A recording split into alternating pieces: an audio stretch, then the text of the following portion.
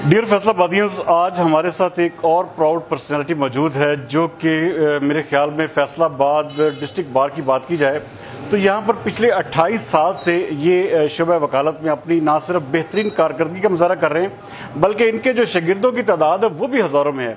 और इनकी जो सबसे बड़ी स्पेशलिटी है कि एक ऐसा शागिर्द भी इनके पास काम कर चुका है, एक जो बिल्कुल लो लेवल पे आया था, आज वो सिविल जज के ओहदे पर तैनात है। तो इनकी जो एक किस्म का प्रोफेशनलिज्म है वो मेरे ख्याल में किसी से ढका छुपा नहीं है और पूरे पाकिस्तान के पूरी दुनिया में इनके जो एक किस्म के जो जानने मानने वाले मौजूद हैं। एक साल यहाँ पे डिस्ट्रिक्ट बार एसोसिएशन के प्रेसिडेंट भी रहे हैं 2016-17 में कैसर नज़ीर साही साहब। इसीलिए इस साल एक बार फिर जो है फैसलाबाद जो प्राइड ऑफ फैसलाबाद इंतजामिया है उसने फैसला किया कि इस साल के लिए इन्हें एक बार फिर से जो है वो नॉमिनेट किया जाए। कैसर नज़ीर साही साहब, आपको बहुत बहुत मुबारक हो।